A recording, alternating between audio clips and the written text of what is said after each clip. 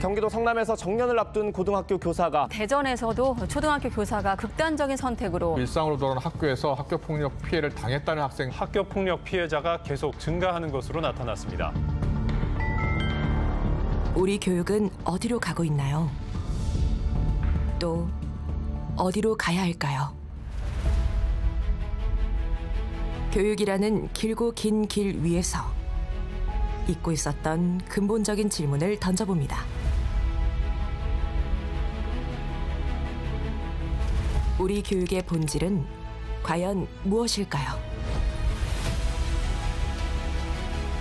뜨거운 교육열 속에서 경제 성장은 실로 눈부셨고 한강의 기적에 세계는 경탄했죠. 그러나 더 높이, 더 빠르게 경쟁만 추구하는 현대 사회에서 더 늦기 전에 교육의 본질과 가치를 찾으려 합니다. 앞으로의 교육 100년을 위해서 말이죠.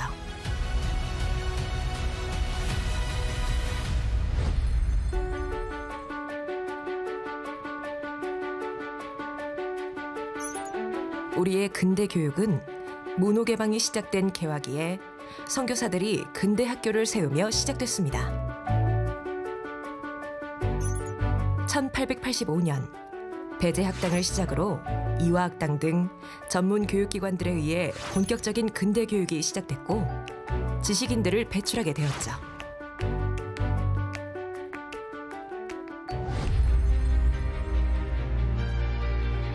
곧 이은 일제강점기 35년 우리 민족의 말과 글을 빼앗으려는 일제의 민족말살 정책과 식민지 교육에 큰 시련을 겪게 됐는데요.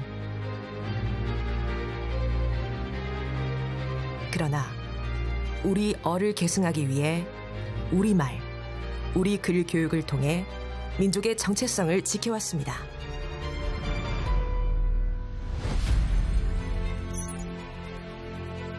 해방 후 대한민국 정부는 일본식 교육을 청산하고 홍익인간 이념에 맞는 애국, 애족 교육과 기초교육 배양에 주력했습니다.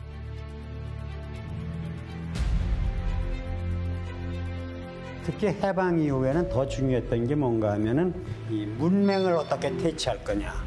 그리고 미 군정이 있었기 때문에 또 하나 한 것이 우리나라 교육 체제를 어떻게 할 것이냐. 6.25 전쟁이 발발했지만 피란수도 부산을 비롯한 전국 각지에 학교를 세우고 임시교과서를 발간해 가르치고 익혔습니다.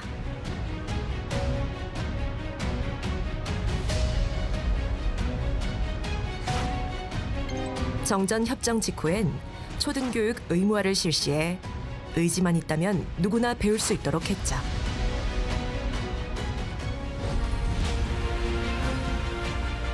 (1954년부터는) 제1차 교육과정을 도입하면서 교육을 통한 국가도약의 기반을 착실히 다졌는데요.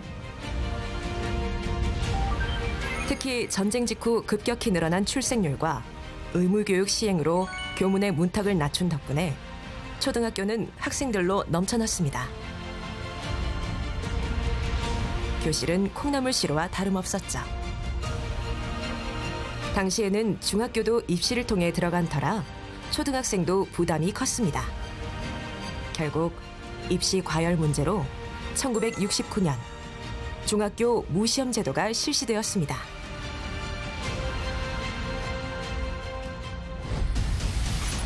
그리고 국민교육헌장 제정. 조상의 빛난 얼을 오늘에 되살려 안으로 자주 독립의 자세를 확립하고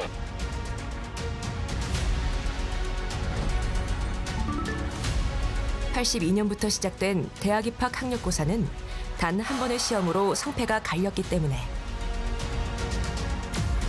시험 날이면 자녀의 합격을 기원하는 학부모들의 행렬이 줄을 이었고 합격 엿을 붙이는 진풍경이 벌어지곤 했는데요.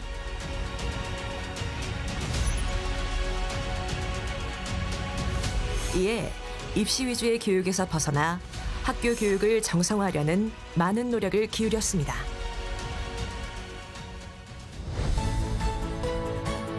90년대엔 지방 분권형 교육으로 전환해 교육의 자율화와 다양화를 꾀했고요. 5.3.1 교육개혁 단행으로 정부화 시대에 발맞췄습니다. 2000년대 들어서는 학생들의 꿈과 끼를 키우는 자유학기제와 학생 맞춤형 교육, 진로 교육 등 미래를 위한 다양한 교육을 시도하고 있습니다. 생각해보면 지난 100년, 세계가 부러워하는 우리나라의 놀라운 경제성장 뒤에는 우리나라의 뜨거운 교육열이 있었습니다. 주경야독이니 형설지공이니 뭐 이런 말들이 박제된 고사성어는 아니었잖아요. 나라를 잃어 우리 글을 쓸 수 없는 상황에서도, 전쟁의 포화 속에서도, 또 가난과 궁핍 속에서도 배움의 끈을 놓지 않았는데요. 이런 우리나라를 가리켜 배움의 민족, 교육의 민족이라고 해도 과언이 아닐 것 같습니다.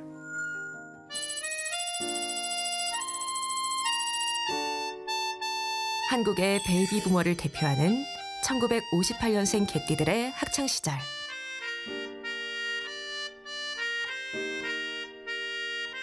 오로지 잘 살아보겠다는 열망이 꿈틀대던 우리의 60, 70년대 교육은 어땠을까요?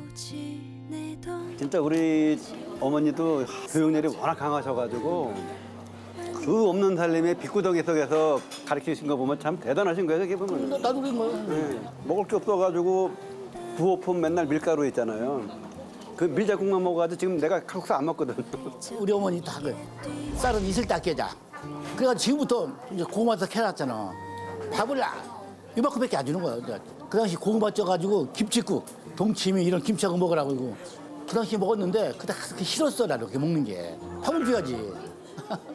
그 당시에는 이제 시골에서 먹고 사는 게 힘드니까 그 학업에 대한 것들은 진짜 어려운 시기였었거든요. 집안 사정 때문에 대학교를 가려고 해도 그게 안 됐고 그래가지고 중학교 졸업 먹고 고등학교 진학을 못했어요, 1년을. 왜냐하면 입학금이 없어가지고. 그래가지고 이제 나무 심고 돌계단 쌓고 하는 거를 그거를 한 몇 개월 했어요. 몇 개월 하니까 돈이 조금 모았어요. 그 모은 걸로 돼지 새끼 한 마리 사가지고 키웠어요, 제가.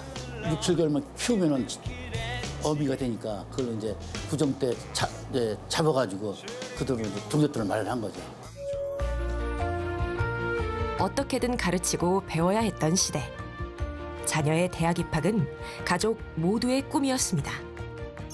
자식들 등록금 대느라 허리 휘도록 고생한 부모들의 우골탑 이야기는 뜨거웠던 우리의 교육열을 말해주는 대목이죠.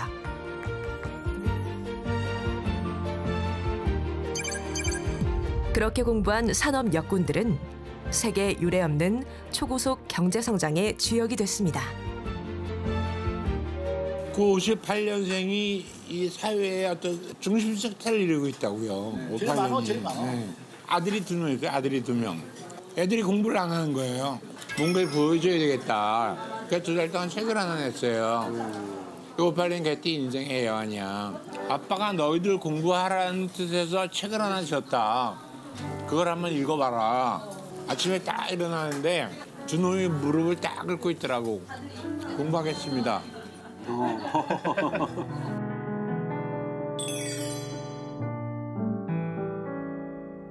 아버님이 이제 좀 뭐 안 좋아가지고 저기 다 몸이 그래가지고 고등학교 2학년 때인가 이제 병으로 돌아가신 다음에 일찍 돌아가셨네. 예, 제가 한 18살인가 이제 가세가 이제 완전히 이제 다 저기 장남에다가 제가 저 장손입니다. 그래가지고 이제 뭐 제가 뭐 앞에 뭐 대학교 갈 그런 저기는 뭐 다 꿈도 다 저기 다 먹고 그래가지고 꾸준하게 그래도 직장 생활 해가지고 동생들 뭐 이거 뒷바라지 다 해줬지. 근데 대학교 보내고 지금 그 동생들이 형의 그 음복을 아유 저는 뭐 그 바라지 않지만 전혀 없습니다. 본인들이 형 때문에 내가 잘 됐어. 아유 그런 얘기 없어? 바라지도 않습니다 저는. 이게 마지 애완이야. 그러니까 마지가 여자인 경우에는 봉정훈장 가고 뭐 문제가 많았어 그것도. 장선의 업보지.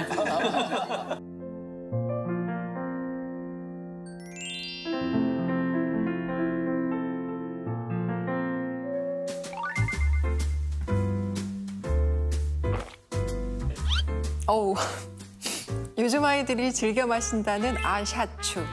아이스티에 샷 추가라는 음료인데요. 아주 오묘한 맛이 나면서 아는 맛이 같기도 하고 모르는 맛 같기도 합니다. 이렇듯 요즘 아이들은 자기만의 개성과 취향이 분명한데요. 10년 전의 세대하고도 다르고 20년 전과 또 다릅니다. 지금 교실의 모습은 어떨까요?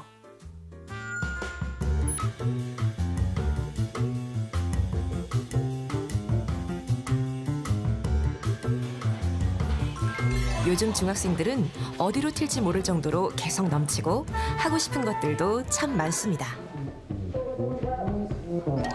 자고 나면 세상이 바뀌는 복잡한 시대. 이 아이들을 위한 교육은 대체 어떻게 달라져야 할까요?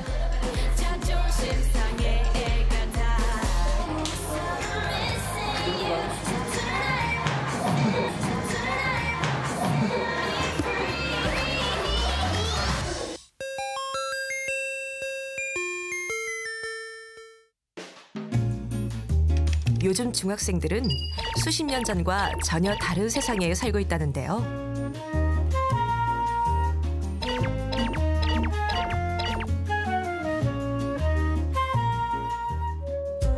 과연 얼마나 다른지 선생님과 학생들의 생각을 따로 들었습니다. 감사합니다, 죄송하다라는 말을 정말 못한다.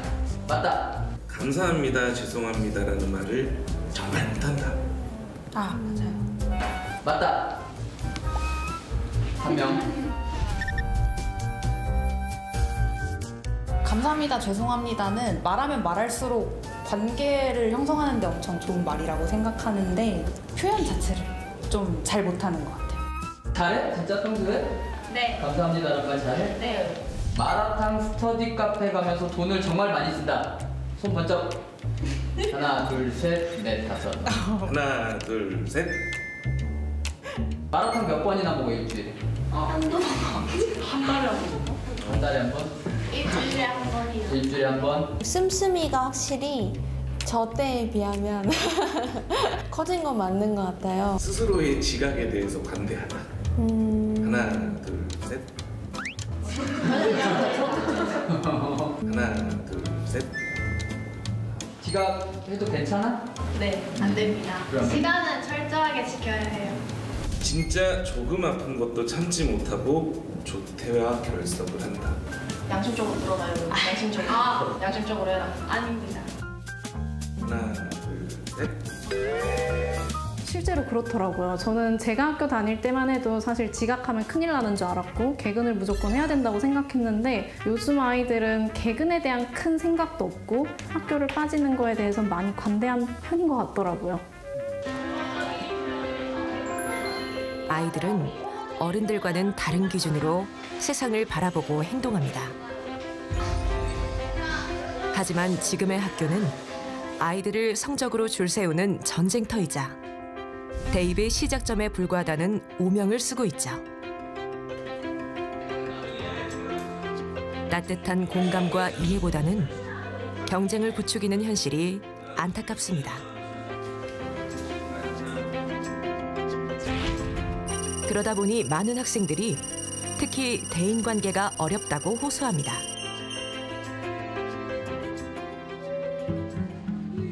학교가 아이들의 소통 능력을 키우는 공간이 되어야 한다는 거죠. 갑자기 나를 서먹하게 대하는 친구한테 외면하는 것 같고 그럴 때 기분이 어떨 것 같아요? 많이 불안하죠. 그래서 속상하잖아. 그러면 어떻게 얘기해서 이 문제를 풀 수 있을까? 걔가 저한테 말을 걸려고 할 때 제가 피하거든요. 모르고. 모르고 피하는 거야? 근데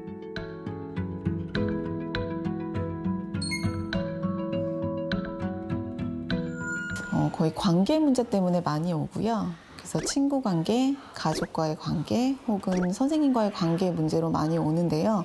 그 문제들로 인해서 학생들이 우울하고 불안하다고 많이 이야기합니다. 친구가 이렇게 말했어요. 저렇게 말했어요. 친구가 이렇게 했어요. 저렇게 했어요가 자기를 탓하는 것 같고 원망하는 것 같고 이래서 친구들의 시선이라든가 이런 것도 문제가 되고요. 또 협력하는 방법을 모르는 것 같기도 합니다.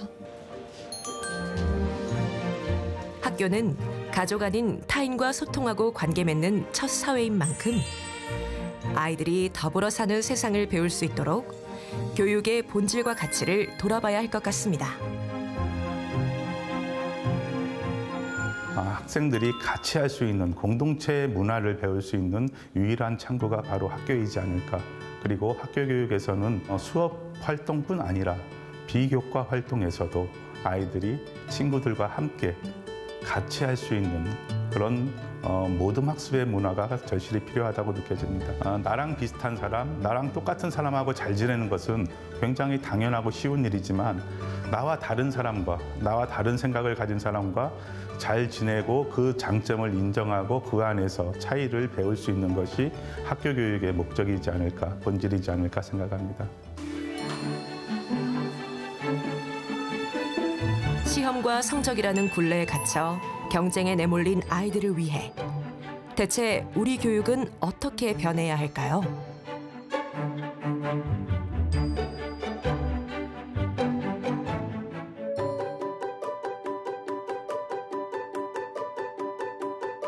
치열한 입시를 치르고 꿈에 한 발짝 다가간 대학생들을 만날까 합니다. 거위들이 생각보다 굉장히 크네요. 지금은 총장이 되신 카이스트 이광현 총장님이 캠퍼스가 너무 삭막하다. 그래서 시장에서 저거를 사다가 여기에 풀어다 놓으셨다고 합니다. 이게 카이스트가 설립된 게 1971년인데요. 그 당시만 해도 우리나라에서 과학을 사랑하는 인재들이 전문적으로 교육받을 수 있는 기관이 없었다고 합니다. 그래서 한국과학기술원이 들어섰고요. 이렇게 놀랍게 발전을 한 교육기관이 되었습니다.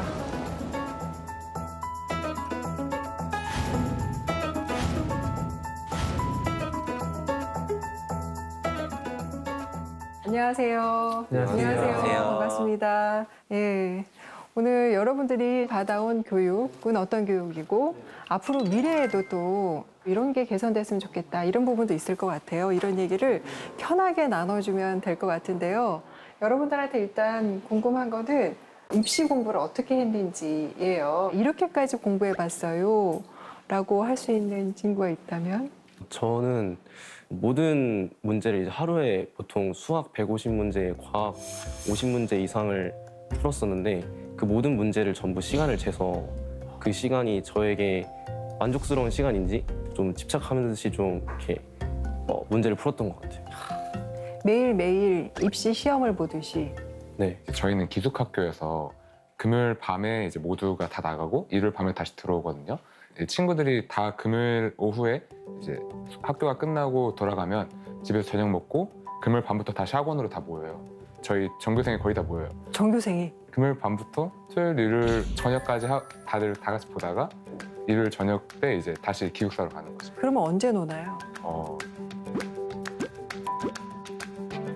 철환 학생. 네. 입시에 대한 생각을 하면은 너무너무 끔찍하고 지금도 악몽을 꾼다면서요? 저는 지금도 수능을 계속 보는 꿈을 꿔요. 이번 주에는 수능 보는 꿈이랑 고등학교 때 반에 앉아있는 그런 꿈을 2번을 꿨는데 이번 주에? 나 지금 소름이 쫙 돋았어요. 네. 대학원생이 됐는데도 네. 그때 그 입시 스트레스가 얼마나 컸으면. 저도 이제 제가 올해 31하고 수능을 마지막으로 본 게 벌써 이제 거의 10년 돼가는 일이잖아요. 저도 지금 가끔 이제 깨면은 재수학원 요만한 공간이거든요, 지금. 여기에 34명 들어가가지고 공부하거든요, 저희가. 그래서 그 재수학원 기숙학원에서 딱 깨가지고서는 내일 모레 수능인데 이 시간에 지금 잠이 오냐, 네 수학 점수가 지금 이런데 하는 꿈을 사실 저도 지금도 꾸고 있고요.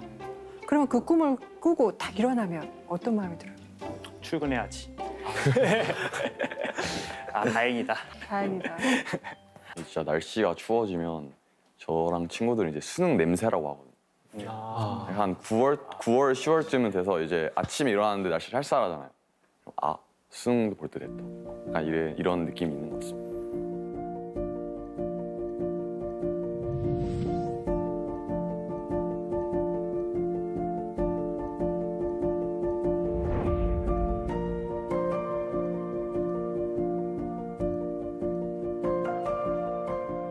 현석 학생 보니까 학교장 추천 전형으로 학교를 갔으니까 그거는 한 명, 두 명한테만 주어지는 거잖아요. 내신 1등. 그러니까 매 순간 스스로를 끊임없이 채찍질하면서 고등학교 생활을 했을 것 같은데요.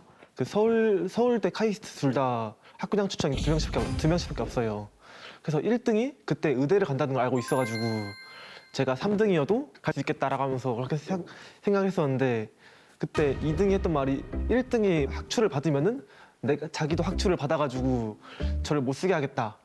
네, 옆에 있는 친구를 이렇게 철저히 경쟁 상대로 바라보는 마음. 이게 수시에 참 비극인 것 같아요, 그죠? 제가 중학교 때 미국에 있었어가지고 그러니까 미국에 있으면서 한국 입시를 전혀 모르는 상태에서 고등학교를 들어가서 처음 학교에 딱 들어갔는데 그 학교에 들어가서 이제 딱 문을 열고 이제 막 애들이 인사하려고 하는데 애들이 다 머리 박고 공부하고 있더라고요. 그래서 좀 충격을 받았고 또 충격을 받은 거는 그 고등학교 약간 설명회를 갔는데 옆에 그 친구가 앉은 거예요. 그래서 이제 뭐 인사를 하려고 하는데 딱 처음부터 물어보는 게 너 혹시 수학 선행 어디까지 했어? 인사도 안 하고. 인사도 안 하고. 이름도 모르는데. 네, 그렇죠. 그럼 경쟁 상대로 바라본 건가? 그랬을 수 있죠. 그러면 이제 선행 안 한 걸 보고서 마음이 놓였겠어요, 그 학생, 그죠? 네, 그렇죠. 저는 잘해주더라고요. 그럼에도 불구하고 지금 공부를 재밌게 하고 있단 말이죠. 카이스트가 수빈 학생을 뽑은 이유 어디 있는 것 같아요? 총장님이 이번에 바뀌셨잖아요. 이강현 총장님으로 작년부터. 총장님이 바뀌기 전에 제가 지원을 했으면 안 뽑혔을 것 같은데 총장님이 막 그런 막 괴짜 같은 과학자를 뽑겠다. 창의성을 이제 가진 과학자를 뽑겠다 이런 걸 많이 말씀하신 것 같은데 아무래도 제가 성적은 높지 않았는데 남들이 안 하는 활동을 좀 많이 해서 그런 걸 좀 알아주셔서 뽑아주셨죠. 스스로 괴짜를 자처하는 교육혁신가 이광형 카이스트 총장을 만났습니다. 저희는 그냥 카이스트의 교육 이념에 맞는 학생을 뽑는 것일 뿐입니다. 독창적이고 주도적인 학생을 원하거든요. 그런 인재를 키우는 걸 목표로 하기 때문에 거기에 맞는 학생을 골라요. 수능 잘 본다고 해서 이제 독창적인 새로운 아이디어 내고 연구도 잘하고 뭐 이런 거라고는 관계가 적다고 봐요. 그래서 정답이 뻔한 문제에 매달리기보다 거꾸로 질문하고 새로운 답을 찾아야 한다고 강조합니다. 제가 제일 아래에 있잖아요. 젊은 영혼에다 불을 지르는 거예요. 나는 밑에서 불 지르는 사람이에요. 네. 어떻게 하면 활성화시킬까, 자극할까. 그래서 뭐 졸업할 때까지 학교 다닐 필요 없다든지, 뭐 성적에 신경 쓰지 말라든지, 공부 그만 좀 해라든지 그런 이야기. 그게 불 지르는 자기, 불 지르는 거예요. 네. 2033년 무려 10년 뒤 달력을 책상 위에 놓고 미래 교육을 생각한답니다. 어린 왕자를 쓴 작가 생텍쥐베리가 있지 않습니까? 그 사람이 한 말 중에 배를 만들게 하려면은 배 만드는 방법을 가리키는 게 아니라 대양을 보여주면 된다고 그랬어요. 대양을 보여주면은 거기서 저 바다를 한번 항해하고 싶은 꿈이 생겨서 자기가 하는 거예요. 교육이란 바로 그런 거다. 젊은 사람들이 자기 꿈을 찾게 만들어주는 일이 가장 중요하다. 그게 교육의 목표고. 스스로 질문하고 생각하며 미래를 설계하는 학생들. 이들이 그리는 교육의 미래는 어떤 모습일까요? 한국 교육을 이러이러한 부분을 이 문제이기 때문에 이렇게 바꾸고 싶다라는 부분이 있으면 어떤 부분인지 한번 말해줄래요? 교육에서 육은 기를 육이잖아요, 사실. 네. 지금 오늘 나눴던 말씀도 그렇고 현재 어쨌든 교육 시스템은 교회만 사실 초점 맞추고 있거든요. 인성 문제도 있고 또 자기가 뭘 하고 싶은지 이것저것 찾아보는 그런 탐색의 문제라든가 이런 게 다 육인 것 같은데 짧게가 아니라 길게 본다면은 교육도 중요하지만 반대로 육교로 가야 된다고 생각하고 있거든요. 교육이 아니라 육교가 육교다. 되어야 된다. 네. 네, 그 육은 인간성 교육, 인성 교육 이런 부분에 가깝고요. 네. 그리고 미국 대학생들도 제 친구들이 있으니까 보면 공부도 잘해야 되고 체육도 잘해야 되고 악기도 할 줄 알아야 돼. 그게 필수적으로 학교에서 교육을 시키거든요. 뭐 체육을 입시에 어느 정도는 포함을 한다든지 아니면 뭐 특혜를 준다든지 이런 식으로 학생들이 좀 더 체육을 많이 할 수 있게 좀 도와야 한다고 생각을 하고 일단 제가 제일 그렇게 생각하는 이유는 뭐냐면 제가 서울에서 지하철을 타면 별로 키가 크다는 생각이 별로 안 들단 말이에요. 카이스트에 오면 되게 기분이 좋아져요. 여기 보시면 일단 지금 다 앉아 계셔가지고 잘 모르겠는데 진짜 이게 상위권 대학으로 갈수록 평균 키가 낮아집니다. 잠을 안 자서? 네, 잠을 안 자서. 저도 사실 고등학교 때 그렇게 빡세게 안 했으면 좀 더 컸을지 않을까 하는 그 미련이 있는데 거위도 벽을 넘어 하늘을 나를 거라고 달팽이도 넓고 니네도 오늘 탁구 수업해? 우리 해. 우리 2교시에. 아, 1교시야. 우리 1교시야. 그래 너네 탁구 안 친다며? 아니 5학년 안 치지. 그니까.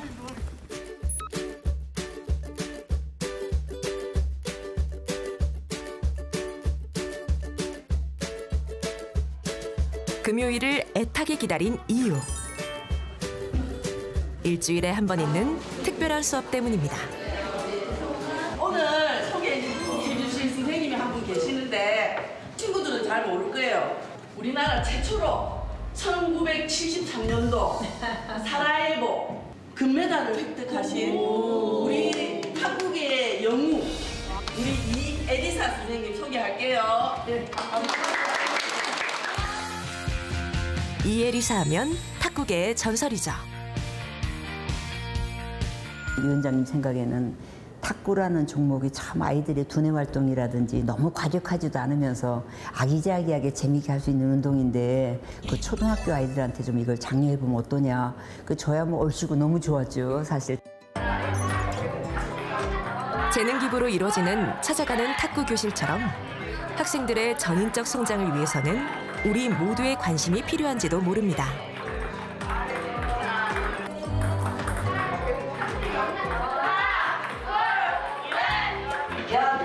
여러분들 씩씩하고 건강하고 또 투명하게 잘 성장해서 여러분들의 꿈을 이루길 바랍니다. 고맙습니다. 정성스럽게 내 라켓 있는 데다 이렇게 맞춰서 던져야지 쉽지. 라켓은 여기 있는데 아무 데나 던지면 어렵지.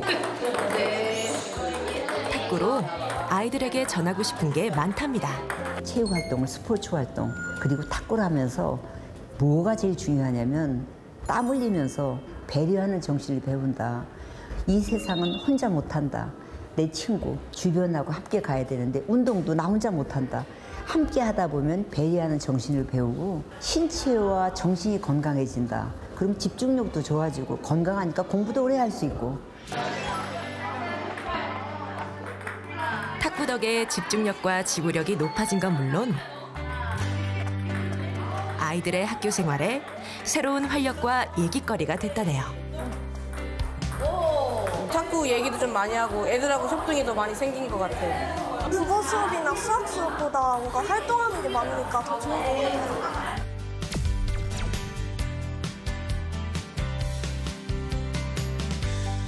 이렇게 신체적인 움직임, 활동, 탁구 같은 것들을 통해서 좀 더 건강한 마음으로 의욕을 갖고 미래 사회에 도전하는 그런 아이로 자랄 수 있었으면 좋겠습니다. 그게 저희 학교 교육의 목표 중에 하나고요. 전형적인 수업이 아닌 여러 종류의 수업이 더 많이 이루어지면 아이들에게 더 도움이 될 것 같습니다.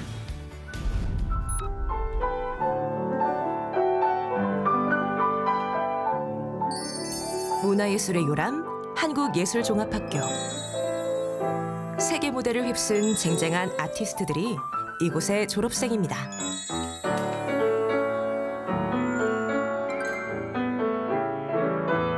차세대 K-클래식의 주역, 피아니스트 정지원.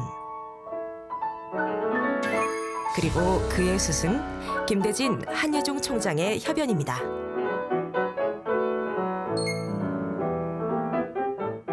저희도 실기시험을 매 학기 보죠.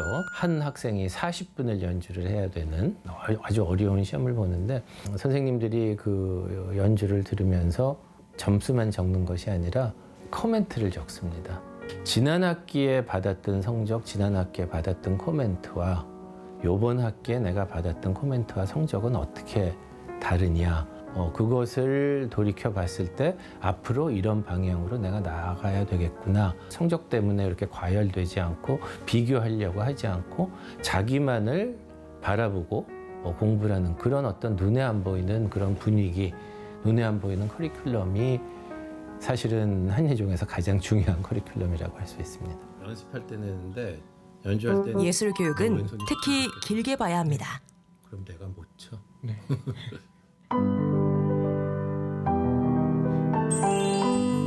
하루도 낮과 밤이 있는 것처럼 재능이 빛을 발할 때도 덜어는 슬럼프가 있다는 것도 깨쳐갑니다. 학교에서 뭐 실기시험을 봤을 때 좋은 등수가 나오면은 나는 피아노를 잘 치는 사람이구나. 점수가 조금 안 나오면은 내가 지금은 조금 못 치는 시기인가? 약간 이런 생각을 자꾸 하게 됐던 것 같은데 요즘은 이 음악을 통해서 나의 얘기를 전달할 수 있을까? 어떻게 효과적으로 전달할 수 있을까? 이런 생각들을 되게 많이 하는 것 같고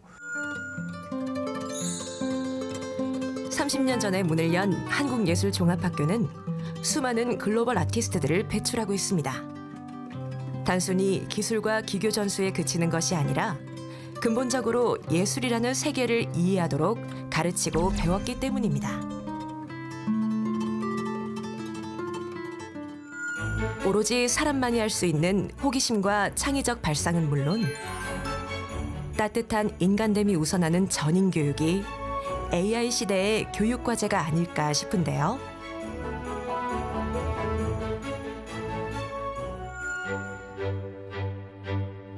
전인교육은 비단 오늘만의 숙제가 아닙니다. 조선시대의 유학교육기관 성균관에서도 유교 철학은 물론 인성을 겸비한 선비 정신을 강조했다고 하죠.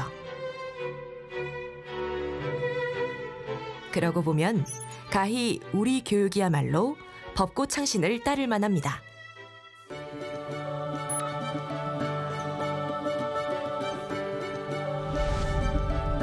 우리가 기억해야 할 소중한 교육 유산을 도산서원에서 찾아보겠습니다.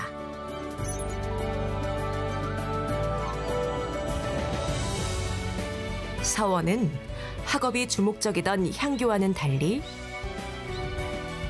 선연의 뜻과 학문을 이으며 자연 질서와 세상 순리를 깨치던 공간이죠.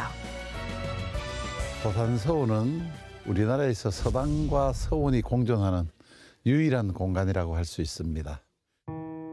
후학들이 태계 선생의 학문과 덕행을 본받고 추모하기 위해서 건립이 되고 오늘날까지 잘 유지 보존되어 오고 있는 9개 서원 중에 하나인 것이죠. 태계 선생은 조선시대 신분제 사회 속에서도 배움에는 귀천이 없다고 하셨고 서원은 도덕적 자기 완성을 위한 공부, 즉 인성 공부가 서원의 주 공부였죠. 박무박동이나 연이나 당지 내외 본말 경중 왕급지서하야. 교육의 뿌리 서원은 세상 이치 속에서 사람의 기본 도리를 우선한 자연 속 열린 교실.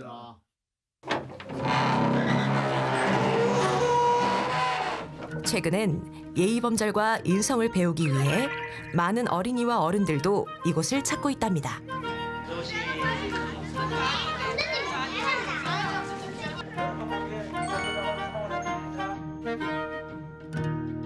부설기관으로서 도산서원 선비문화 수련원이 있습니다. 서원을 방문해서 바로 태계 선생의 예의를 지키고 선인다의 정신을 배워서 착한 인성을 함양하도록 지도를 하고 있습니다.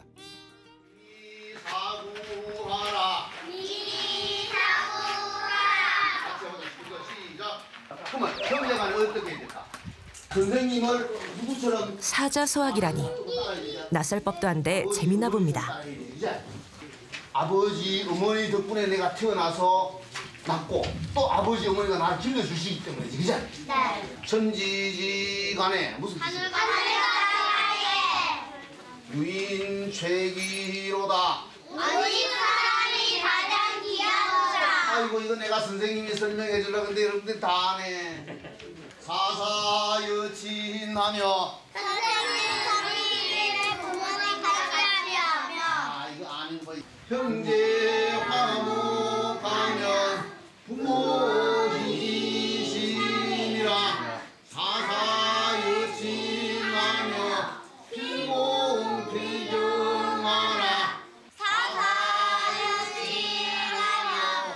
살아가는데 가장 필요한 덕목. 바른 자세와 마음을 키운 아이들은 서원에서 무엇을 느꼈을까요? 와보니까 뭔가 되게 신기하고 옛날에는 이런 곳에서 공부를 했구나라는 걸 알았어요. 어떤 내용이 기억에 많이 남아요? 저 마지막에 저기서 수업했던 거요. 엄마 아빠한테 더 잘해야 되겠다고 생각했어요. 그 학교 같은 거 보니까 되게 뭔가 옛날에 알 수 없는 기운이 많이 느껴졌습니다. 태계이양이라는 선생님을 원래 알고 있었어요? 네, 알고 있었어요. 그 1,000원짜리 지폐 파란색 맨날 그 엄마가 용돈으로 주시면은 태계이왕 선생님 따다단 하고 나왔었어요. 태계 선생님이 가장 중요하게 생각한 게 뭔 거 같아요? 예의랑 인성이요. 말 잘 듣고 착하고 그런 학생이 되고 싶어요. 지금은 안 착해요? 지금은 나중에 되게 착한 사람보다는 조금 덜 착하지 않을까요? 태계 선생님의 훌륭한 인품을 본받고 우리도 열심히 훌륭한 사람으로 자라겠습니다 하고 다짐 한번 해봅시다. 네. 공수 인사. 안녕하세요. 바로 네, 수고하셨습니다. 자, 이제 갑니다. 자, 우리 태계 선생님께 우리도 태계 선생님처럼 훌륭한 사람으로. 학생들이 선생님을 공경하고 또 선생님은 학생들을 사랑하고 서로 의지하고 서로 위하는 이런 풍토가 필요하지 않습니까? 바른 인성을 갖춘 지도자를 양성하는 그 점을 우리가 감안할 때 우리 서원이 좀 더 적극적으로 역할을 해야 될 때가 아닌가 이렇게 생각을 합니다. 옛것을 본받아 미래를 연다고 했죠. 서원이 과거와 미래를 잇는 튼튼한 다리가 되길 바랍니다.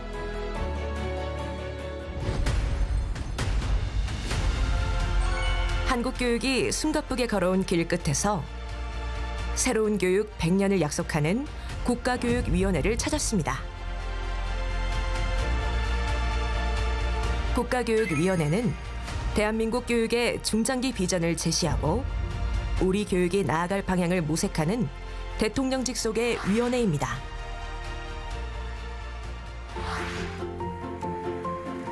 국가교육위원회는 한국 교육의 미래를 어떻게 그리고 있을까요? 위원장님 안녕하세요. 어서 오세요. 너무 뵙고 싶었어요. 글쎄 진짜. 말이죠. 예. 이배용 국가교육위원회 위원장입니다. 혹시 위원장님은 그 인성교육에 대해서 어떤 갈래 혹은 어떤 실체, 어떤 실천론으로 고민을 하고 계시는지 궁금합니다. 결국 교육은 사람을 키우고 사람이 어떤 생각을 가지고 어떤 일을 보람 있게 펼치는가에는 사람의 마음이 있어야 되고 거기에서 어떤 가치관이 바르게 서야 되잖아요. 그래서 인성이라는 얘기를 제가 굉장히 많이 했는데 최근에 학교 폭력, 뭐 교권 추락, 뭐 이러면서 또 공교육의 그런 비정상화 이런 부분들이 뜨면서 결국은 인성이다. 제가 평생을 역사학자로 또 전통교육에서 현대까지 넘어오는 데서 가장 줄기는 바른 사람이 바른 일을 해가야 되는 거거든요. 우리 모두가 어른부터 아이들까지 인성이라는 게 왜 필요하고 그것을 우리가 어떻게 가르쳐야 되는가 하는 진지한 고민이 필요하다는 거예요. 예. 제도 자체가 사람을 어떤 면에서는 악하게 행동하게 할 수도 있구나라는 마음이 들면서 교육제도의 방향성에 대해서 다시 한번 생각을 하게 됐습니다. 지금 바라보시는 우리나라 교육 병폐, 어떤 병폐가 느껴지시나요? 그게 진단명이 나왔을까요? 실제로 경쟁이 있을 수가 없잖아요. 네네. 교육에서. 네네. 잘하는 아이도 있고 못 따라가는 아이도 있는데 이제 그거를 우리가 어떻게 학습 격차를 줄여가면서 또 하나의 맞춤형 교육을 할 수 똑같지는 않잖아요. 성적에 평준화 할 수 없잖아요. 그건 안 되는 거죠. 네. 그럼에도 이제 뒤처지는 애들을 그대로 그냥 낙오하게 내버려 두는 것도 그건 또 교육이 아니고. 네네. 그래서 공교육 속에서 좀 해결할 때 우리가 그런 것들을 우리가 어떻게 그래도 합리적으로 체계적으로 잡아주는 거 하는 것이 아주 저는 심층적으로 필요하다고 보고. 국가교육위원회는 우리 교육의 본질 회복을 위해 지난 1년간 다양한 활동을 펼쳐왔는데요. 지금 위원장님께서 그려가시는 교실의 모습은 어떤 모습일까요? 우선은 좀 독서를 많이 시켰으면 좋겠어요. 네. 좋은 책들을 통해서 또 거기에서 어떤 생각도 더 깊어지고 넓어지고 그래서 그 책을 통해서 생각의 갈래를 넓혀주는 방법. 두 번째는 질문을 해라. 거기에 이제 책에서 아 이건 뭐지? 이런 질문이 나와야 창의성이 나오고 호기심이 나오잖아요. 그다음에는 문제 해결 능력을 심어줘야 된다고 가치 판단. 많은 것을 우리가 생각하고 많은 것을 정보를 가지고 거기에서 문제 해결을 해야 되는 인생이라는 건 시시각각 문제 해결이에요. 그리고 토론도 좀 함께해서 남의 생각은 어떻지? 이런 것들도 조금 우리 교실이 좀 바뀌어야겠다 그런 생각을 하죠. 네. 대학은 어떤 모습이 되어야 하지? 라는 질문을 하지 않을 수가 없습니다. 옛날의 가치로는 진리 탐구의 정신을 가져주는 그런 걸 가르치는 게 대학의 역할이다 이랬는데 요즘에는 좀 실용성이 강조되잖아요. 또 취업 준비하니까 어떤 그 대학 자체의 어떤 진면목의 교육 방법보다는 어떻게 보면 취업이 또 먹고 살아야 되니까 그걸 아주 배제할 수는 또 없어요. 그래서 지금 대학이 조금 딜레마에 있어요. 또 하나는 교수님들도 너무 연구의 논문 평가로 승진이 또 좌우되니까 지금 학생이 선생님 만날 시간이 안 되는 거예요. 선생님도 바빠요. 논문 쓰실래. 이런 데서 조금 대학이 옛날엔 좀 낭만도 있었어요. 있었죠. 그래서 옛날에 우리는 너무나 지도교수로서의 상담을 많이 했어요.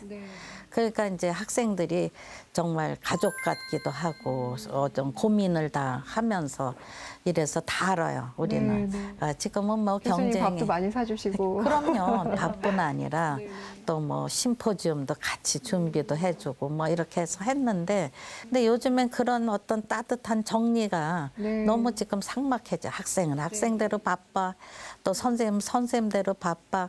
경쟁력과 이런 것들 때문에 대학은 조금 골고루 자유롭게 자기 이상을 펼칠 수 있는 그런 기능을 좀 더 많이 발휘해야 되지 않을까. 이병 위원장님께서는 평생 그런 고민을 해오셨을 것 같은데요. 가장 본질적인 질문을 드려볼게요. 교육이란 뭔가요?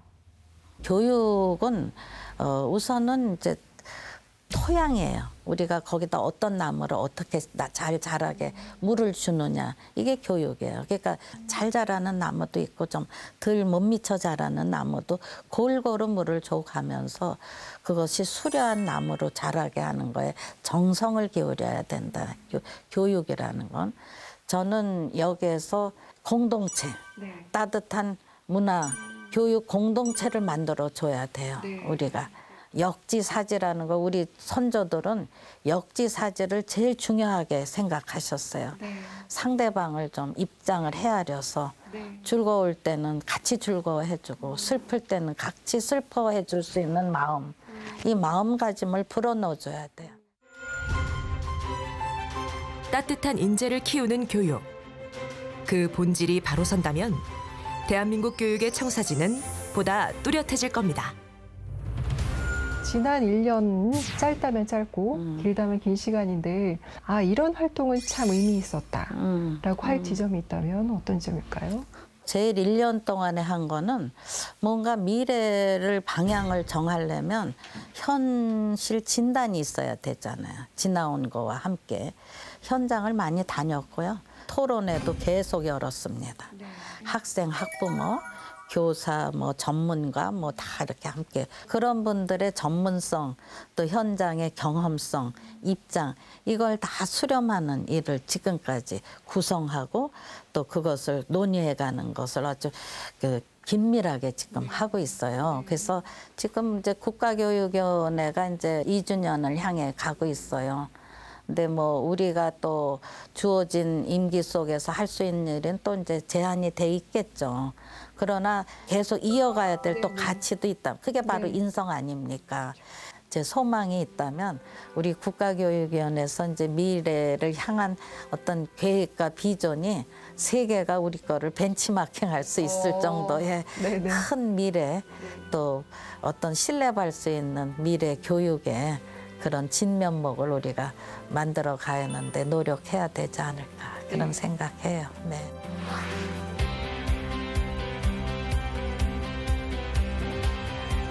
미래에 대한 가능성을 열어주는 것. 꿈을 찾게 도와주는 것. 콩나물 시루의 물주기와 같다고 생각을 합니다. 교육은 행복이다. 사랑으로 다시 시작하자. 약속이고 희망이고. 제가 처음 던졌던 질문. 우리 교육은 지금 어디로 가고 있을까요? 또 우리 교육은 어디로 가야 할까요? 이번 여정에서 저는 작은 희망을 발견했습니다. 각자의 마음속에 심겨진 작은 씨앗 하나를 발견하고 그 씨앗을 싹 틔워줄 수 있는 교육이 되기를, 또 있는 의자를 차지하기 위해서 서로 다투기보다는 자기만의 의자를 새로 만들거나 다 같이 앉을 수 있는 커다란 의자를 만들 수 있기를 2023년 끄트머리에서 간절히 바라봅니다.